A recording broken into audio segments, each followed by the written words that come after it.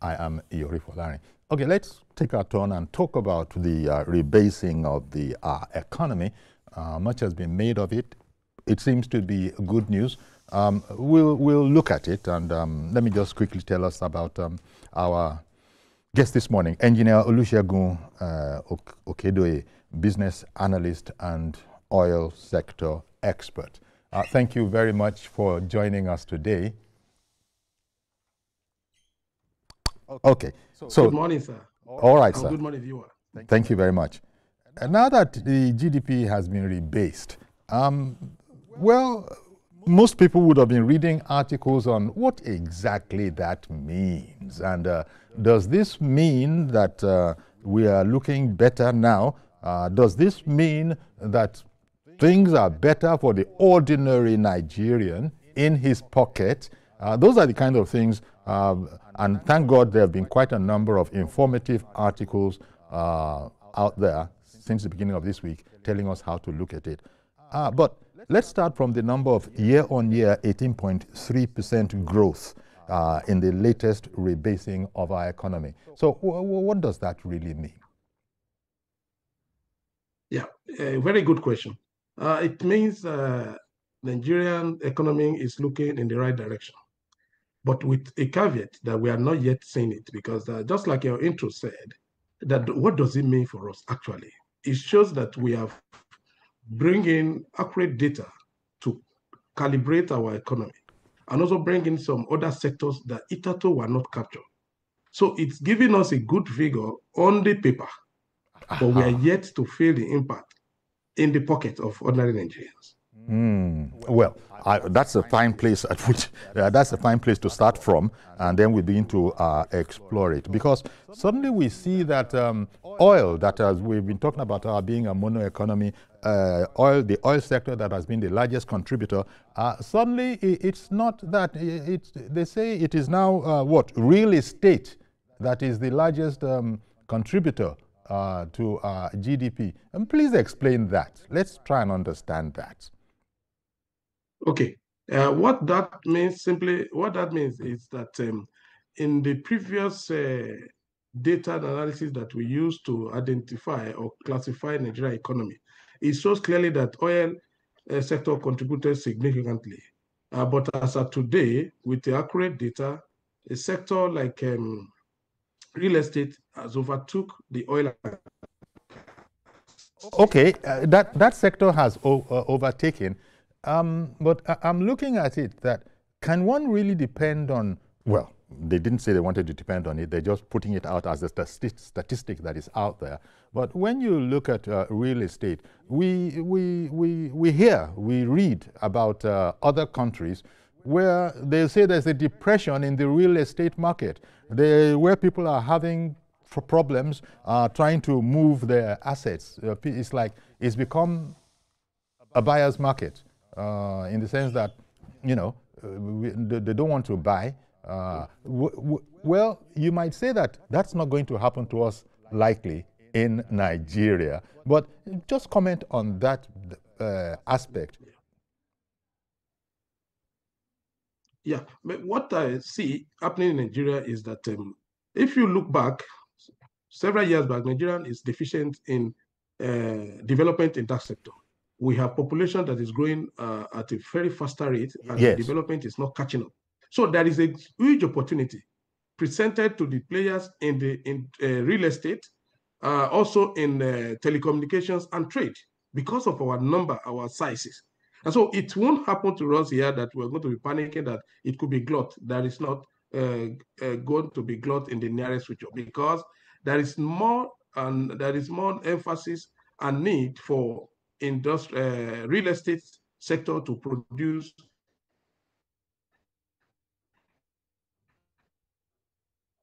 Okay, I think it's stuck briefly there.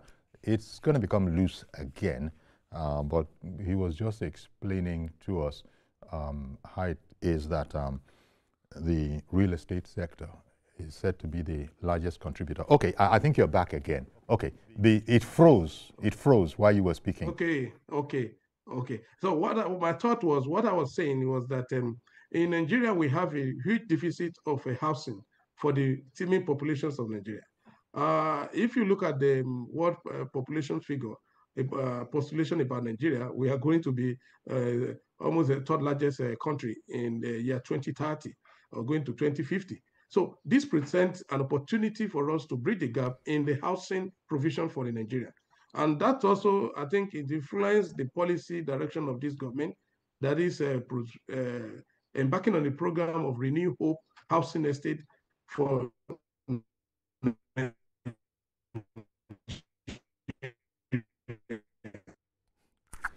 Okay, I'm afraid the connection went a bit funny again. I think it's strained. I don't know. Can you still hear me? Can you still hear me? Can you still hear me? Okay. I can hear you clearly. Oh, okay. I can hear you clearly. Oh, all right. I can hear you clearly. Yes. Okay. Thank you. Thank you. Okay, I hear what you're saying, but where is that? When you say there's so much room, there's so much growth that is needed in that sector, when you look at what's going on, because it sort of links to the other question I was going to ask about the manufacturing sector, which people are saying, well, if you're talking about all of these rebasing and all of that, our manufacturing sector has not improved. And why I thought about it at this time was, who can buy cement? Who can buy building materials nowadays? It is reported that those things are, through the roof. And so what is the opportunity there? There's no opportunity for the ordinary Nigerian, is there? But if you come along as a mega construction company, coming in with your hard assets, and all of that, yeah, by the time you translate it to Naira, things will be doable. But for the Nigerian, how is it going to begin to work to affect this and take advantage of the real estate market opportunities?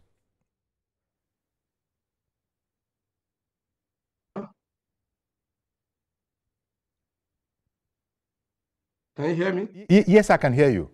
Yes, I can hear you now. You heard my question?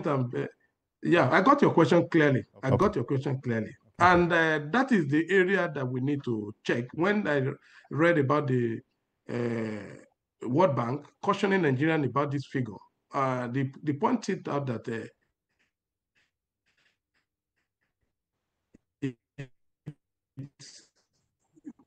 it's not yet for celebrations with the ordinary Nigerians. This improvement or growth in the real estate affect a common man. It's not yet clear. It's neither here nor there, because the price of the cement, the price of the steel rod, and all the input into the real estate industry is still on the upward movement. And so I think as at the moment, the big people or the company or the investors in the high profile construction company are the one smiling to the bank, not the ordinary Nigerian. And that is why this policy must be followed critically and to ensure that it trickles down to the common man on the street or in the hinterland or in the cities where these housings are needed. If you even check the cost of rentage in Nigeria, in major cities, is on the uprise. That's right. So how does this translate to a celebration for Nigeria? It's yet to be known. Indeed. So that is why when you started off by saying that this whole rebasing caper, it's all about how we see the economy. So it depends on how we see it. And we've now, people have gone back to 2010. The manufacturing sector, for instance, as it had 27.65% in 2010 base year. But now we're looking at 21.08 in 2019. And you begin to look at it and say, look, even if I don't understand all that well about economics, between now 2025 and 2019, we have just 21%. And if you want to go back to, the 2010, it was 27 point. So it looks, in short, it looks like we had a better standard of living 10, 15 years ago. Yes. You agree with that? Yes, I agree. Okay. So it means that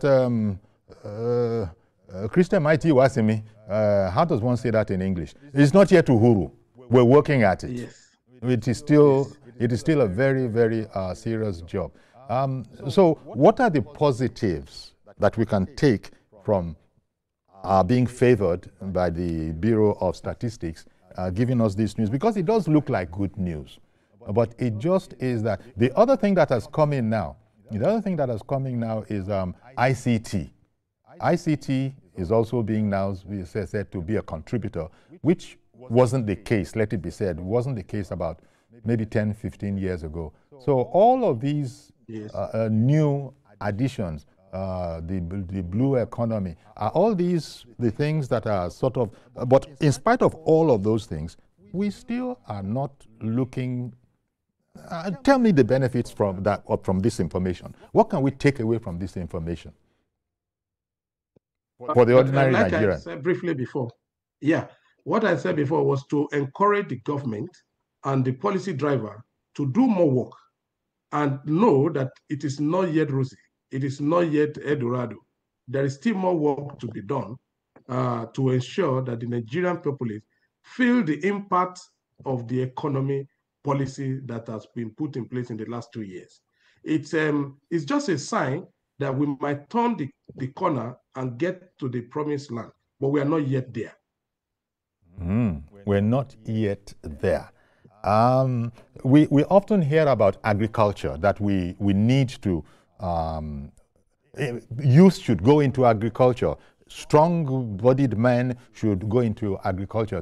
There's maybe as much as a gap in terms of, you spoke about the gap in the housing sector. There's also a gap in the,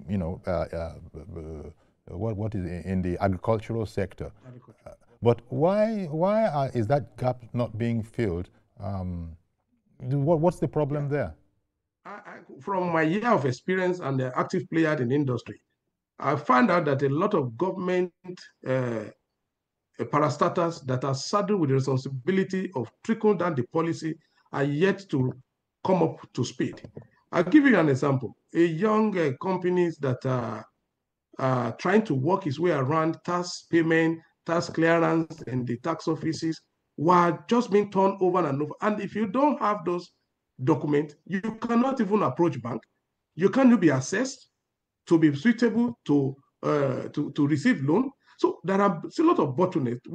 I expect the government parastatals to be up to date on their up on their feet to ensure that the Nigerians agricultural enthusiasts or industrialists or entrepreneurs have it easy in going through the normal procedure that they should go through to drive home their business point.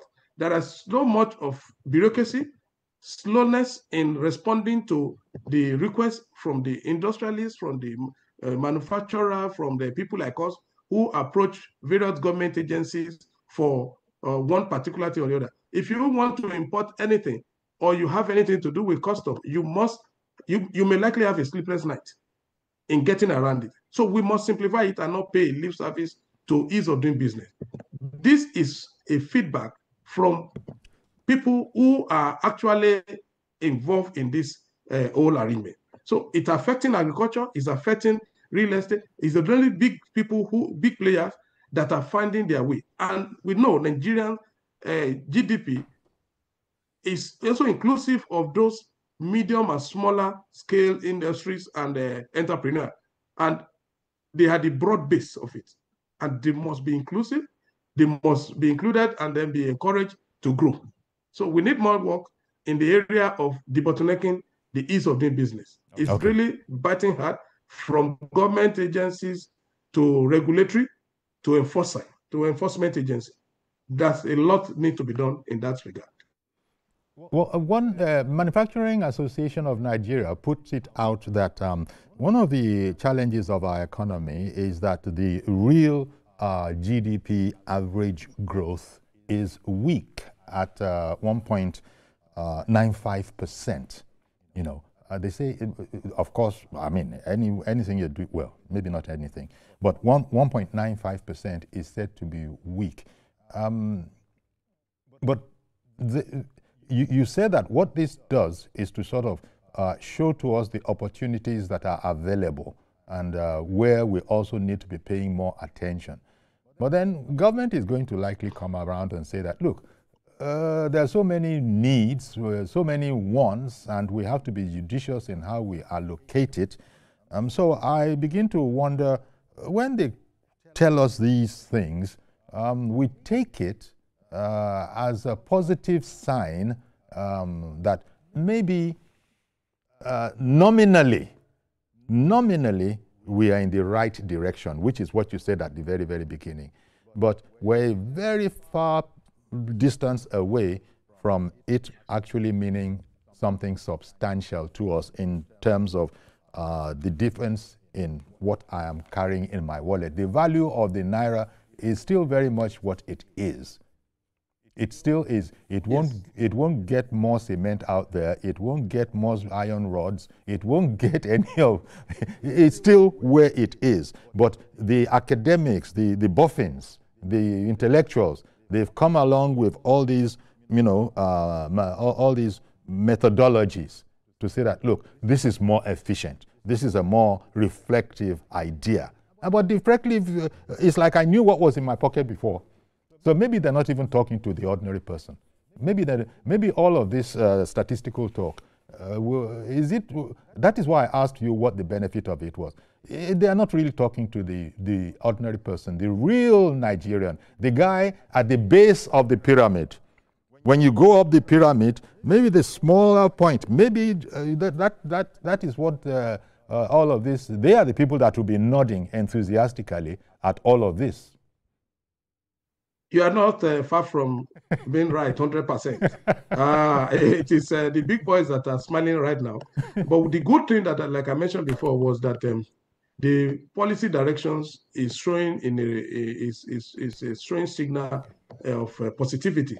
Howbeit, we must follow it through critically, and all hands must be on deck to ensure that this trickle down to the common man on the street is reflected in the cost of building, also reflected in housing rent per region, per state, and also reflected in affordability to the Nigerian populace. It is only then that we can say this rebasing and the current figure we have is actually a thing to celebrate. Yeah, but it's not yet Uhuru. We're not quite there yet. We are not there yet. So, as I was saying, even though I said it in Yoruba, the Nigerian does not have any business loosening any belt notch. Just leave the belt notch where you have already put it. That seems to be the way to go. Okay, so here we are. We're looking at it, and we're taking what it is saying to us, but I really wish I could make more sense out of it than we are able to. We are just, this probably, I don't know how right I am in saying that students and academics in the statistics department, statisticians, it is to them that this really means a heck of a lot. I don't know, I don't really, this is not to poo-poo the whole thing. As I said, nominally, after all, some gains are nominal, so you don't even see them. But if you were to look at the meter, there has been a gain. So it's like we have to wait. Yes, we have to wait. And then it's also telling us that other sectors that has not been beamed on before, the satellites were not on before, were captured right now. And then Nigerians will be able to actually have a data that is worthy of taken to bank, if I may say, or worthy of celebrating, because there are so many sectors that have come up in this rebasing they just did, and a pointer to the fact that we are to have a formidable nation that is driven by data, not haphazardly done. So that is the gain we have gotten right now. So the next gain that is common to me and you that I want to see is that the price of cement goes down. Just last week, we saw the bogus increase in year-on-year of profitability of Bua and Dangote cement. it is still a question we need to ask. If it is difficult for ordinary civil servant or a peasant farmer to build a house, and we are declaring a huge profit on cement factory, there's something missing in that area. We must look at it. And what is I'm calling on government and the government agency who are supposed to be regulating the player in that industry. They need to come up to speed and ask a pertinent question. Why is it the cost out of reach for the common man? Okay. Okay. Why are the gains? The profit in that region, in that sector is booked. So that it could be, the gain could be that there's a lopsidedness in the fixing of the price of that commodity that's making it to be out of the reach of common man. It could be. That is one thing that it could be. But how? Yes. Those experts that are looking at these things, how enthusiastically do you think they're going to be looking at that, for instance? Because they have their sums, tidy sums that they've made now and have put it out for us. It's all tidy. Do you think they're going to want to mess with that? Because the ordinary man is been looking. Sorry. Go ahead, please. Yeah, I don't think it is the responsibility of the Nigerian statistician or Nigerian statistics department to do that. There are some government agencies that are saddled with managing the pricing of commodities that's being put into the market.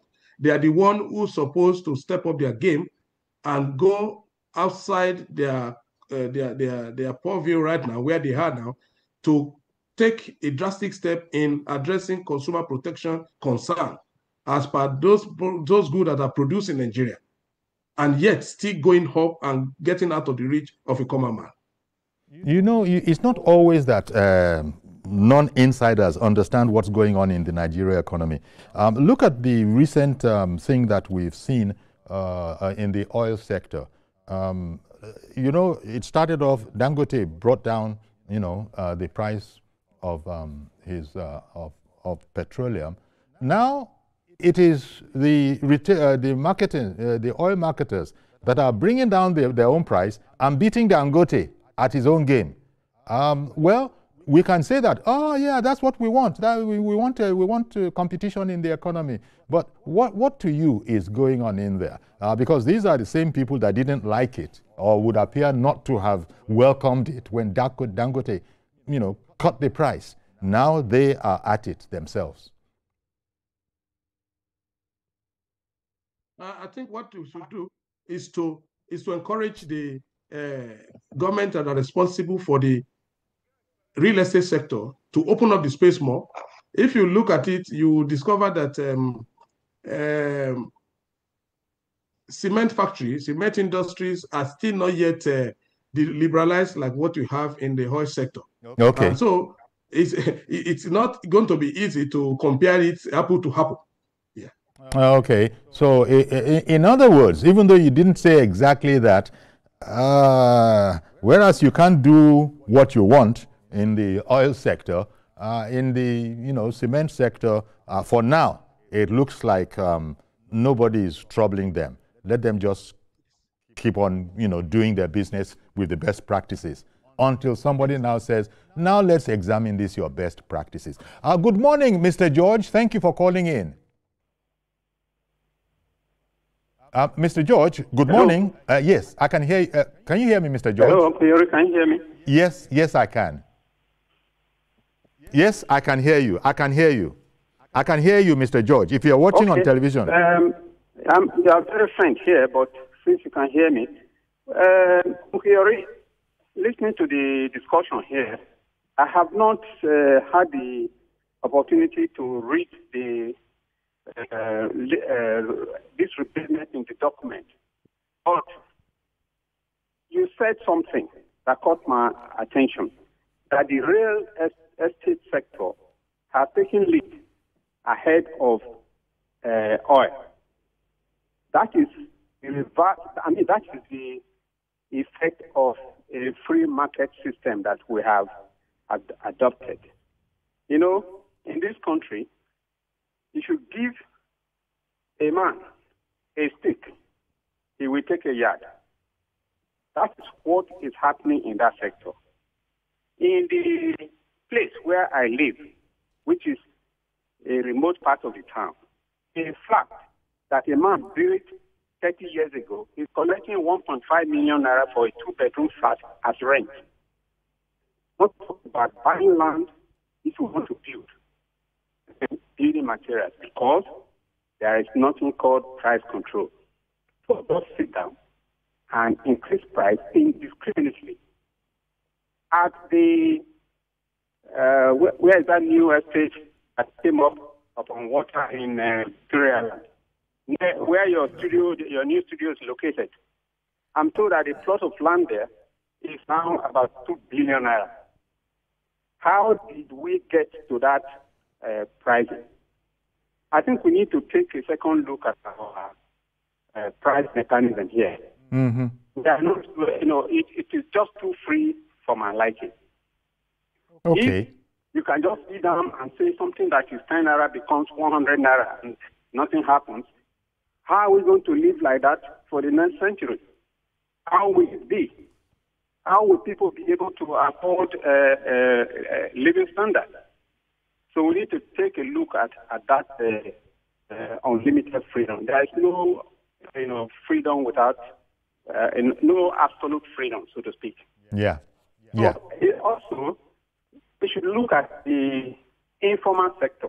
As I said, I have not read the report, but I don't know the contribution the informal sector is making, but I am told that it is higher than what it used to be. Yes, yes. The government needs to look at that sector with a view to addressing this power issue. This idea of selling the little power that we are generating at an estimated price to the privileged people is not desirable. You have only 5,000 megawatts to distribute, and you have chosen to sell it 5 times the unit price to some privileged people. How are those people in the informal sector, in the SMEs, going to get this power to use to aid their business? It's discriminatory. It's not fair. Power is a social service. And 1 unit of electricity in Ikoyi, price should be the same with 1 unit of electricity in Ikoyi. And I do not see any reason why you should grade them by an A, B, C, D to Z, only to use it to extort money from people. The government, I believe Mr. President has been advised on this topic by the Minister of Power, and he needs to take a second look at it. This minister is inciting Nigerians against this president who has come to fix our economy, and it must be said. Good morning.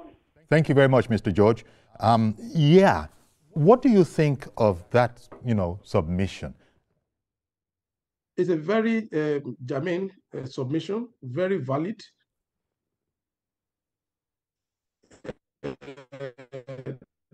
That is why I was mentioning that the parastatals of he just mentioned the one that are big. Even the common people that are selling something by the roadside, you buy a bunch of pineapple today at 1,000. The next morning you go there, they will say it is 2,000. That is the reflective of what's going on in a larger society. So the government must sit back and do its work by checking arbitrary pricing that is going on in Nigeria. And that is why the figure is capturing that is better, but it is not reflective on the common man. So it's a few individuals, the few privileged that are cashing out on this policy as at today. So we must do something to ensure that it is fairly distributed and the price of commodities in that real estate sector is fair and it is within the reach of every Nigerian. The same thing with energy, as in power, electricity. Yes. The same thing. Yes. Because how is manufacturing going to make any progress whatsoever with the situation of our power supply and generation and there supply. There is no way. We have a meal, a feed meal for fish meal and a chicken meal that we are doing. If I go to our books, the cost of running those things are the major thing that is causing us not to break even as fast as possible. So it is something that we must look at. And that classification of band A, B, C, it is counterproductive to the SME, who are not in the privileged locations. Exactly.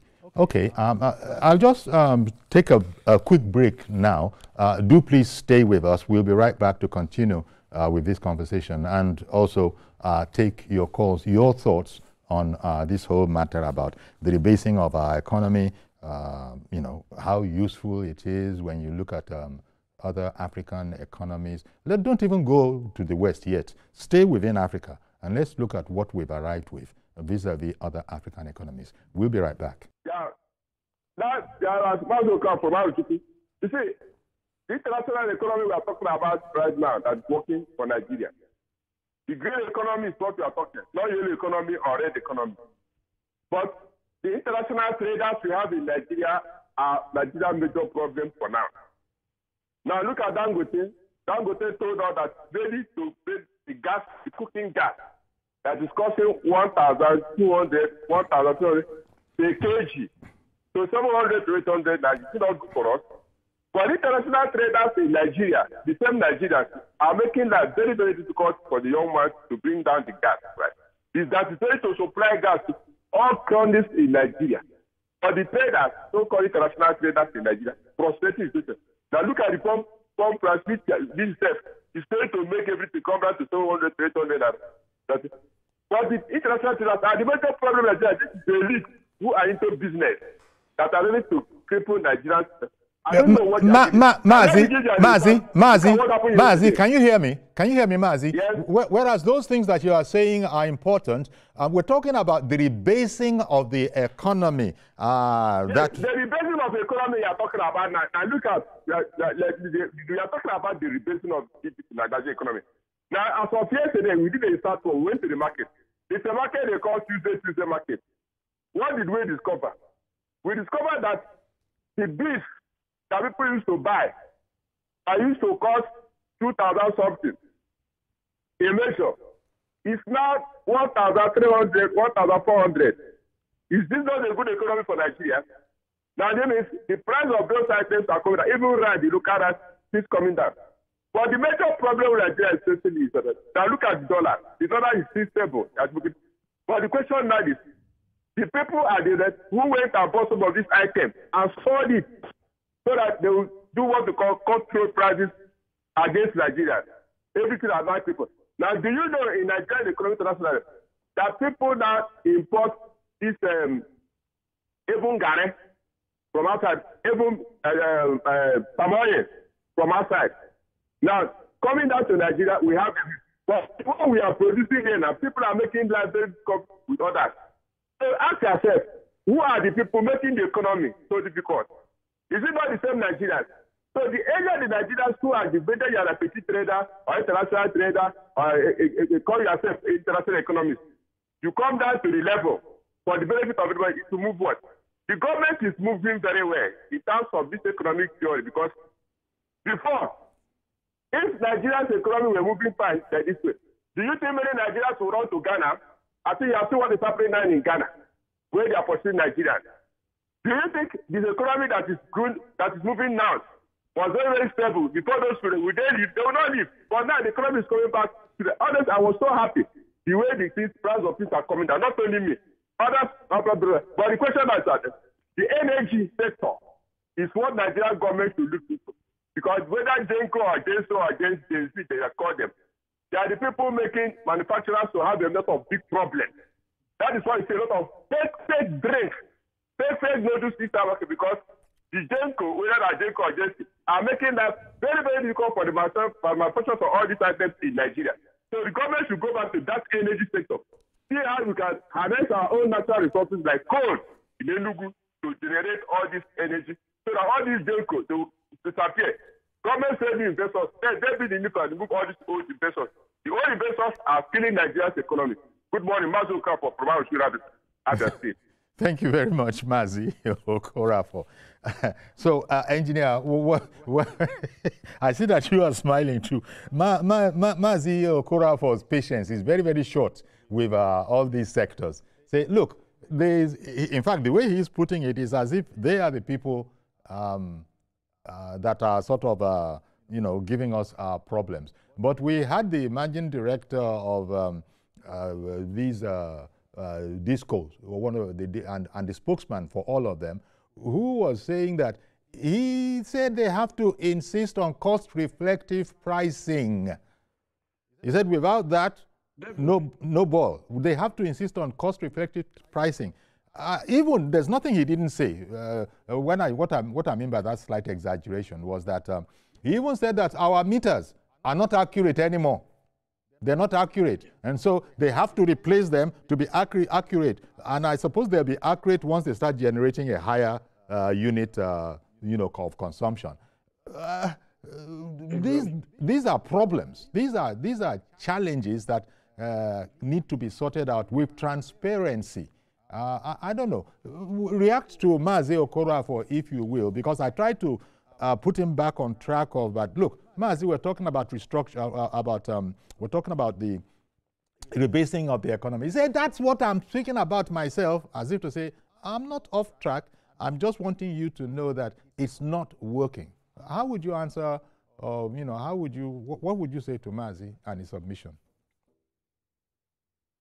So it's clear, very clear from the contributors out there. They are very right and they are spot on. The cost that we're having on energy usage today is not friendly to the SME, and I don't see it stimulating the growth that is expected. So government needs to do a lot more in that regard.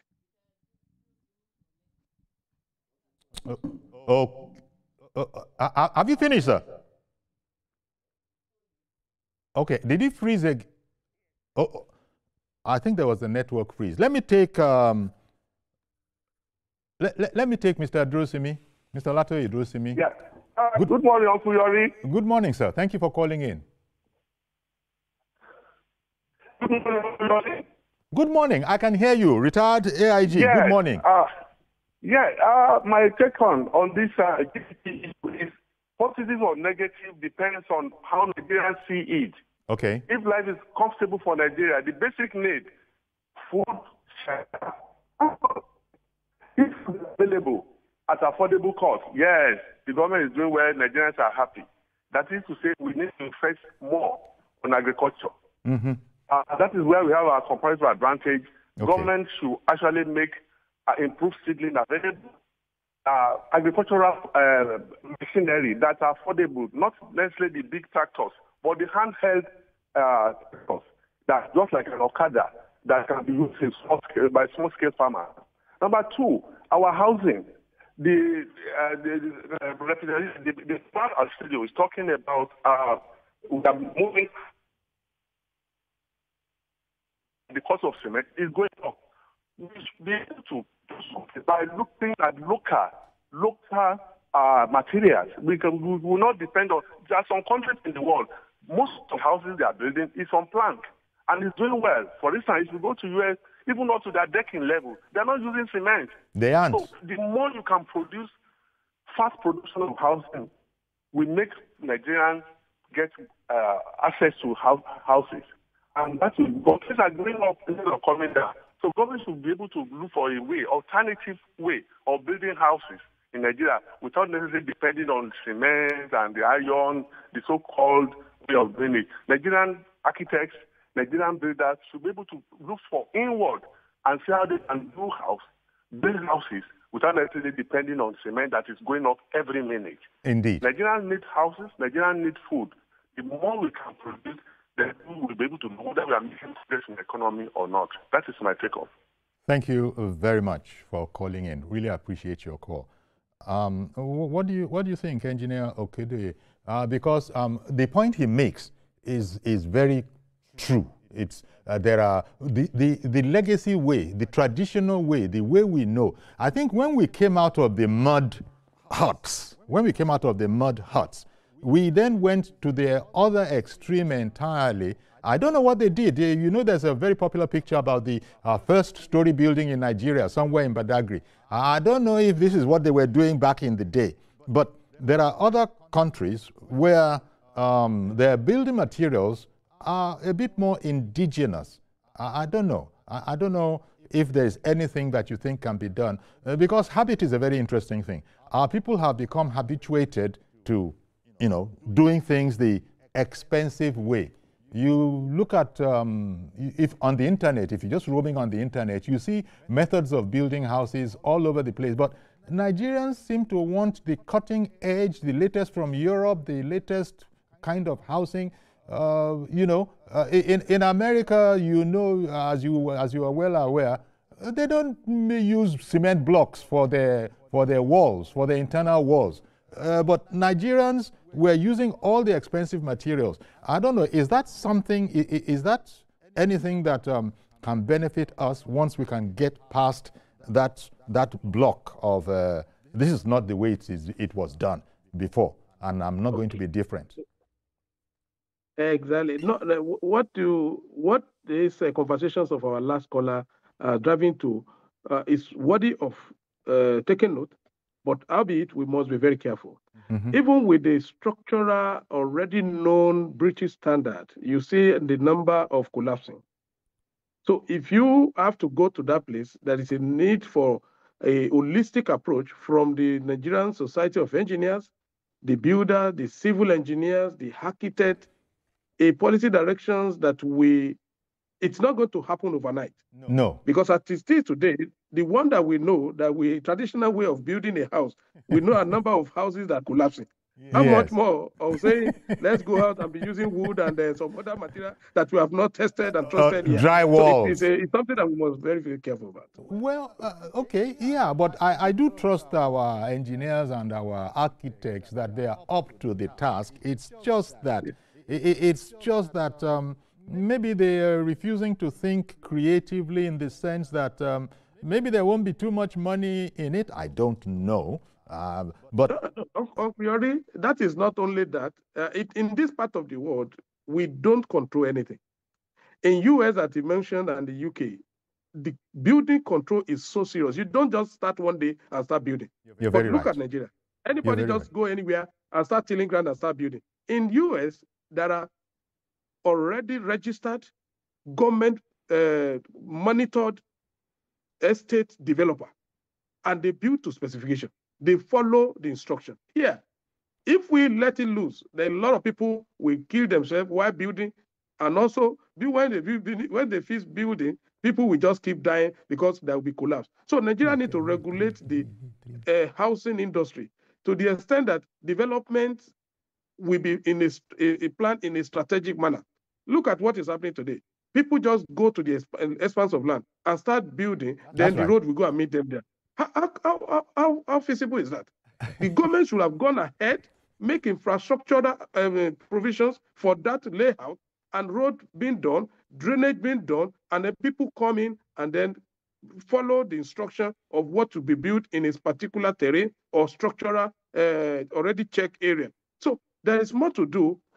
I'm calling on the Nigerian Society of Engineers and the builders with government in the housing ministry to form a policy and be not reactive, but proactive. Go ahead, make a building available, let people be able to get a house on a mortgage. That is the only way we are going to have a structured housing system that delivers value for all.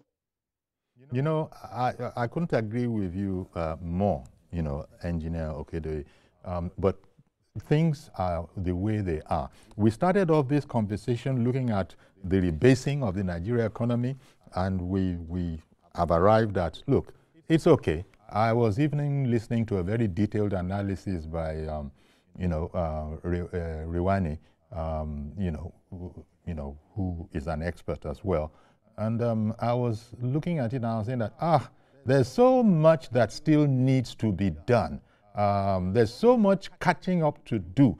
He was talking about, I think the interview he gave to a sister station, he was talking about limping or leaping. He was talking about we're limping along, you know, whereas what we really should be able to do, ideally, is to leap into the new vista. That is going to take some time. That is going to take some time, yes, and it's not going to be overnight. But I suppose, sorry, did you have a last word that you wanted to add? Yeah, because I'm agreeing with you that we are just limping. There's a lot of more work to be done before we get there. Indeed. So I think this is a fine place to leave it. Let us just leave it here. You know, let us just leave it here. And I want to thank you for coming on, looking at this whole rebasing of the GDP and the structure of the Nigerian economy, such as that we have. Thank you very much for your time. Really appreciate it. Thank you so much. All right then. Okay, we're